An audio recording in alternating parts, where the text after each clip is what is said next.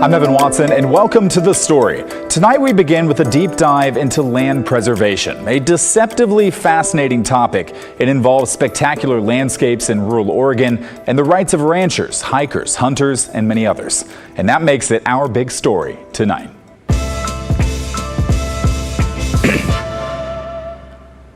The land we're talking about is in deep southeast Oregon, the Owyhee Canyons. It's about a 6-hour drive from Portland, and many consider it magical. It's one of the largest sections of undeveloped land in the lower 48 states. For the past 5 years, Oregon Senators Ron Wyden and Jeff Merkley have tried to pass a law protecting it, but so far they've failed, which is why Governor Tina Kotek recently asked President Biden to declare the site a national monument.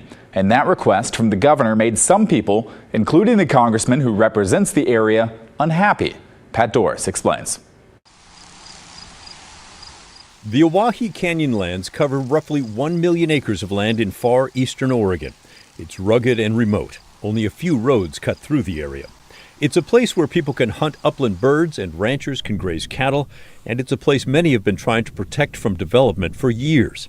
Ryan Houston is the executive director of the Oregon Natural Desert Association. We have been working on trying to secure permanent protections for the Owyhee Canyonlands now for decades. And this is, in fact, a conversation that's been going on since the 1920s, believe it or not. The Canyonlands is just an incredibly wild, remote, amazing part of Oregon. And it's something that supports a rich cultural history, a tremendous amount of biological diversity. And it's one of those just gems of the high desert that we want to see protected now and forever. And he adds that the term protection does not mean sealed off from what's happening there now. What we mean protect is that there is a tremendous amount of pressure from industrial development and mining in the Owyhee Canyonlands and in the surrounding area. And so when we say protect, what we ultimately mean is for the Owyhee, the protected designated portions of the Owyhee Canyonlands to be off limits to mining and industrial development. And what that protects is it protects intact wildlife habitat. It actually protects those grazing allotments that are already there today. And it protects all the recreational activities that people know and love in the Owyhee.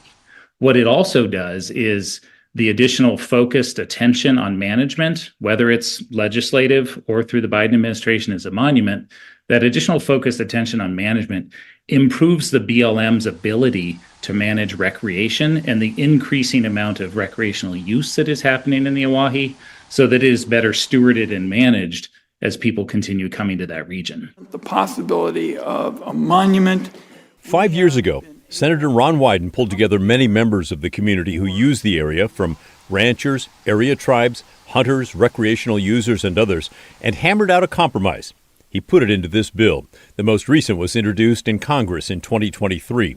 It designates 1 million acres as wilderness lands and also allows continued grazing and wildlife management activities. But the bill is not moving quickly through Congress, which prompted Oregon Governor Tina Kotek to ask President Biden to protect the area by designating the site a national monument using the Antiquities Act. Passed in 1906 by Congress, the act was initially designed to protect antiquities found by European settlers as they moved out into remote areas of America and began collecting the things they found. The act allows the president to protect land owned by the federal government and control what happens on those lands. After the designation, the site is called a national monument, and only Congress can undo the protection it's been given. Not everyone loves the idea, including Congressman Cliff Bentz, who represents the Owyhee Canyons area. And the other thing that needs to be understood is that those of us that live there are extremely concerned about the condition and protection of the land and the animals and the flora and the fauna that's down there. And they don't understand that when you slap a monument designation on those millions of acres of land, then you don't know if you're going to, if the purpose that's set forth by the president located thousands of miles away will allow us to go in and control all of the noxious weeds that are ravaging that land. But for all we know, we would be prohibited from trying to control what's damaging that land horrifically right now and creating huge fuel load buildups and resulting in enormous wildfires. This bill directly involves about 3. Bentz introduced his own law to cover the land. It protects fewer acres than the Wyden law, allows for more flexibility when it comes to grazing, and allows roads into the wilderness area. And then there is the east-west divide in Oregon. Bentz wonders why folks in the cities are telling people on the east side of Oregon how to take care of the land. And so we're not going to show up there in Portland and tell people how to do their business. Why in the world would the governor or the president want to slap something down on us without asking, without knowing? But Ryan Houston from the Oregon Natural Desert Association says the congressman has that wrong. You know, if the congressman calls Ontario the big city, then maybe that's true. But we see support for protecting the Owyhee, including the National Monument, from groups like the Ontario Chamber of Commerce, the Eastern Oregon Visitors Association, the mayor of Ontario, city councilors in Ontario, the mayor of the small town of Vail, and a tremendous number of businesses there in Malheur County. And so, yes, the Owyhee is an icon of national importance, and people from across the country care about protecting this place. But we also see a tremendous amount of local support. And Pat Doris joins me now. Hey, Pat, I know they were calm in the story there, but this can be a contentious topic. Emotions run high, right? Oh, they can take off in a heartbeat. In fact, in mid-November, November 19th, there was a hearing on Cliff Bentz's bill back in Washington, D.C., and the environmental folks went back to testify about it, and it got a little tense. Listen to this. So, Mr. Houston, you say in the last part of your testimony, in conclusion, I support legislation that honors the work of local communities and everybody getting together and singing Kumbaya, yet you don't support a ban on a monument, do you? You would not support us, including in our bill, a ban on an overlay of a monument, or would you? Thank you, Congressman. I appreciate the question. When we sat down at the table, Forgive me, I don't have an hour and a half. I have like 2 minutes. It's just a yes or no will do.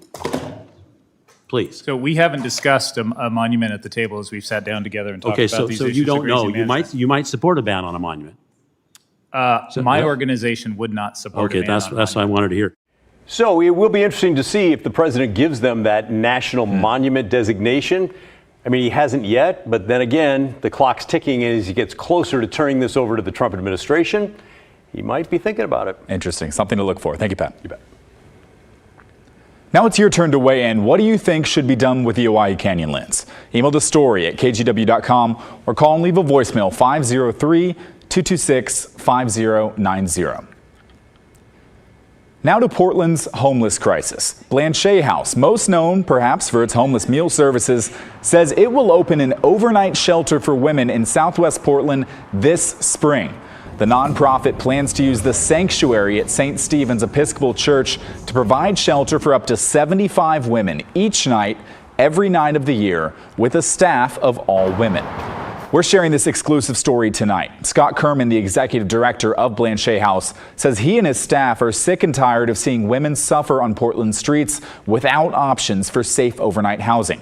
I talked to Kerman today, and he told me when he officially told his meal service team they were going to do this, they burst into tears. It's tragic what's happening to women who are chronically houseless in our community. I mean, just to be frank, they are subject to unspeakable horrors, including assault and sexual assault and rape and trafficking. And we've just had enough. And I know that there are others in our community who have also had enough. Kerman and his team represent the front line seeing this kind of stuff every day. Blanchet House is still working out the details. Will the hours be something like 8 p.m. to 7 a.m.? How do they work with other agencies, a referral system? They need to hire a staff of 7 or 8 to run and clean the overnight shelter, keep it safe and secure. As it stands, Blanchet House is going to pay for this itself, although Kerman would welcome any funds from the city or county. We feel a moral compulsion to do this. And so if all of the money comes out of our pocket, then that's what we're going to do. We estimate it might take $1 million in the first year to stand this up.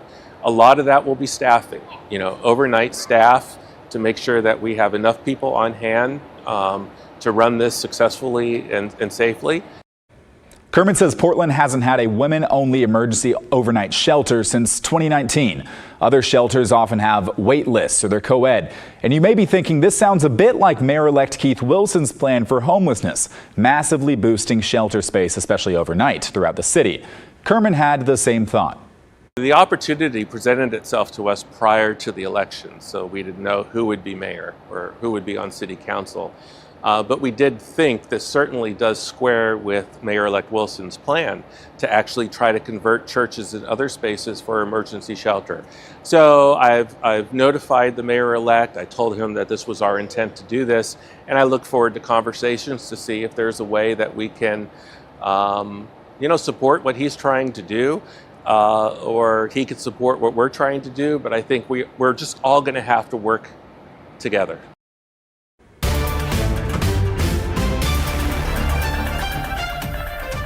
Last month's election has been certified, so now the new elected officials are starting to get ready for their new jobs and hiring staff, and we can pretty much close the book on Portland's first foray into ranked choice voting.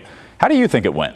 Before the election, we heard from some of you who said that it was too confusing. There were too many candidates. Some Portland districts had up to 30 people running for 3 spots on city council, and too many choices, as you were allowed to rank your top 6 choices.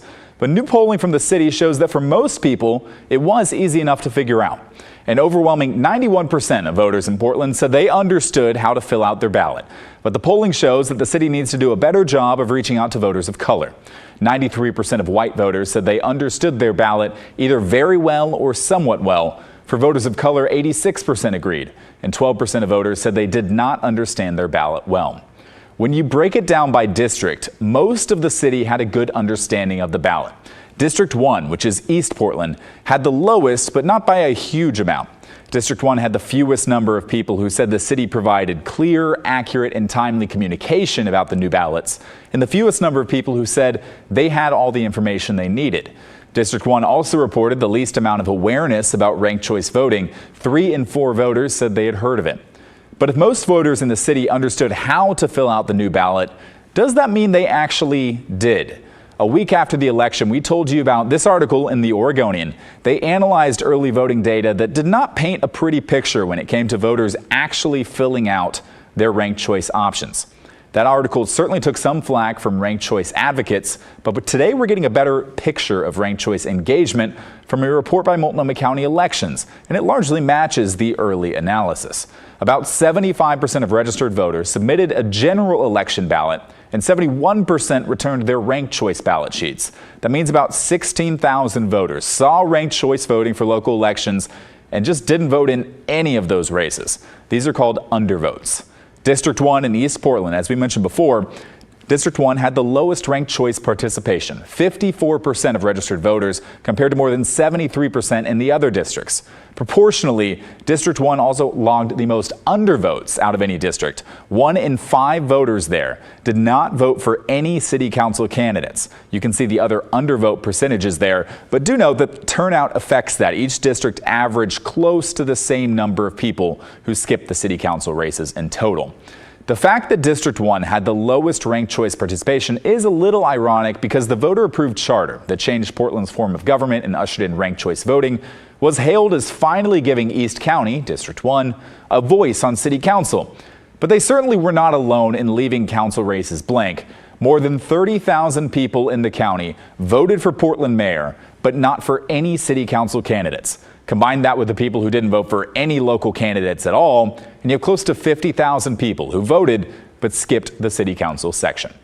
Up next on the story, President-elect Trump has promised mass deportations as part of his second term. But will that have an impact on sanctuary states like Oregon and Washington?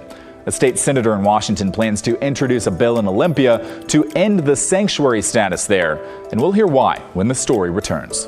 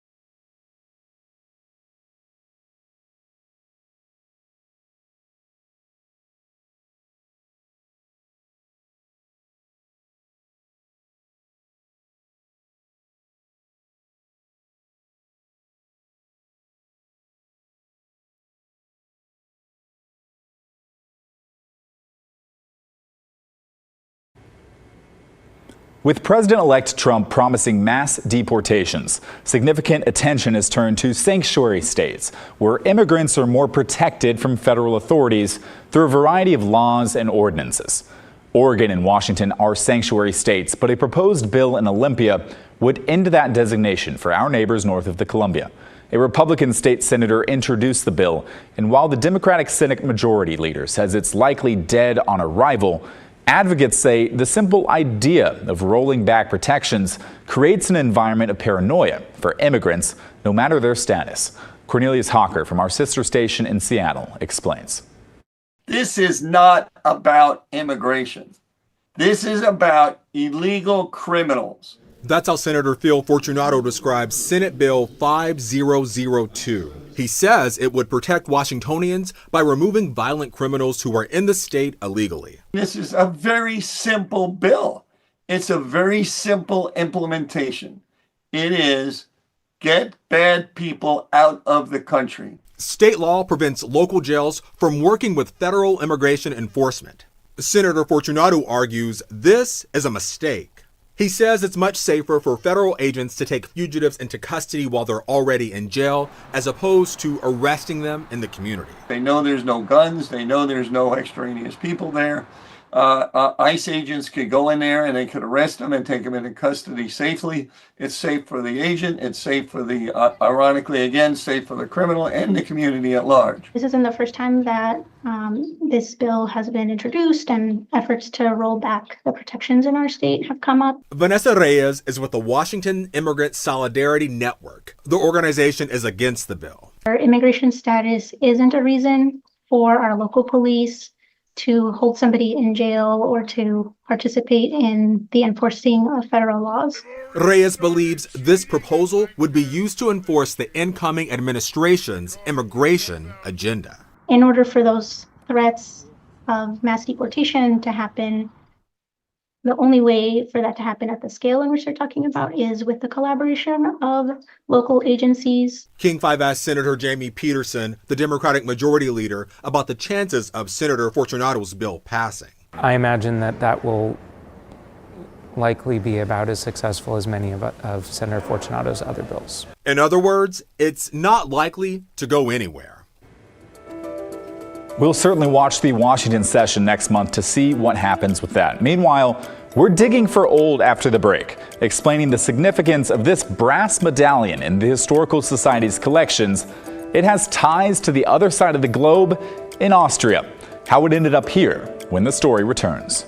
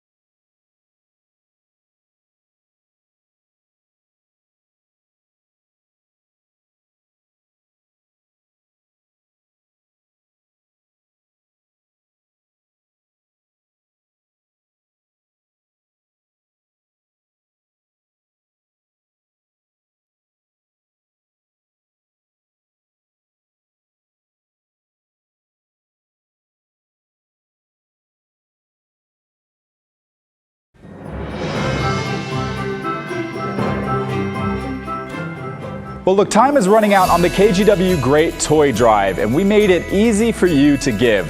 Go to kgw.com/toy and click Donate Cash, and we're going to do the shopping for you. With this live look at our toy box right now, you can see some of the toys that have come in, and we'll be going out to the kids that are looking for them. And if you give this week, Regents Blue Cross Blue Shield is going to double your donation amount for double the amount of toys. Help bring a little joy to local families this holiday season. A beloved Portland radio station now has a new home thanks to the support of listeners. Portland's All Classic Radio moved into a new space in downtown Portland with the goal of connecting the past and future of classical music. And there's a lot more than just a radio studio inside. John Adams shows us around. For over 4 decades, fans of Beethoven, Mozart, and other timeless composers have been tuning in to KQAC, Portland's all-classical radio. Now, in an effort to further connect with the community, the independent station has moved to a new studio off of Southwest Columbia in downtown Portland. We've thrown our doors open to the public, and we're celebrating this journey of moving into a new home, our new media art center. The 15,000 square foot space features 5 state-of-the-art production studios and a 100-seat performance venue. And this is a hall where we will have live performances. We'll do film documentary screenings, poetry slams, theater in the round. We built it for all purpose so that people could come in here, experience art, share things together, learn together. The station started raising money for its new home in 2023. Listeners and supporters gave over $9 million to make the move possible. The generosity of those individual contributors is just overwhelming. I get chills every time I think about it. The new space also features a recording studio and dedicated spaces for young musicians like Elena Stupler. Coming to Portland and discovering all classical radio really developed a sense of community for me. And who knows, maybe the next great classical musician will get their start right here in Portland. It's just so incredible how this station really supports both the future of music, but also the present of music and their exquisite programming and their thoughtfulness. John Adams, KGW News.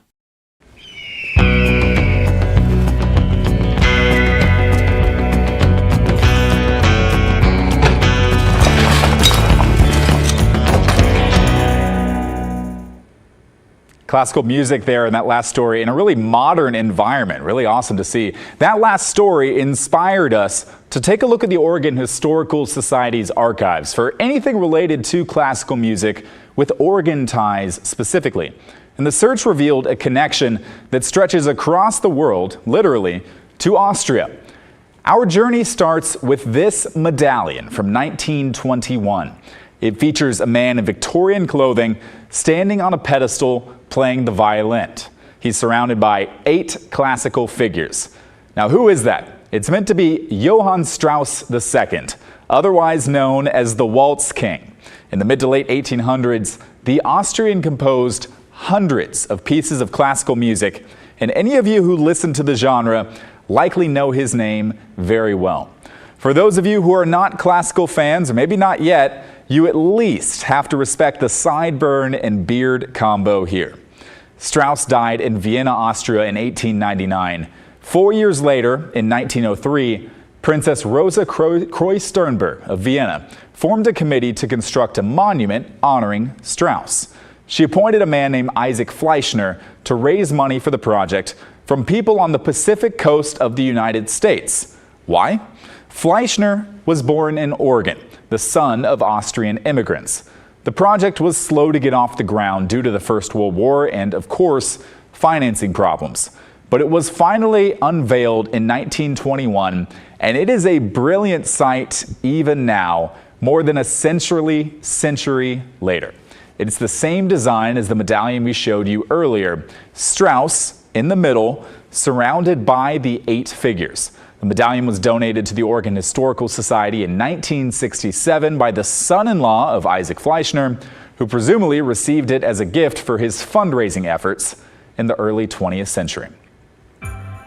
An Austrian project, an Oregon fundraising effort, and all the way back to our show here tonight. That is the end of our show. Thank you very much for watching. For those of you watching live on TV, Straight Talk with Laura Porter is coming up next. And for the rest of you watching online, be sure to download our free streaming app, KGW Plus, so you can stream the story on your own schedule when it works for you. You can find the app on Roku, on Apple TV, and Fire TV, whatever works in your household. In the meantime, enjoy your Monday night, and I'm going to see you right back here tomorrow night at 6:30. Until then.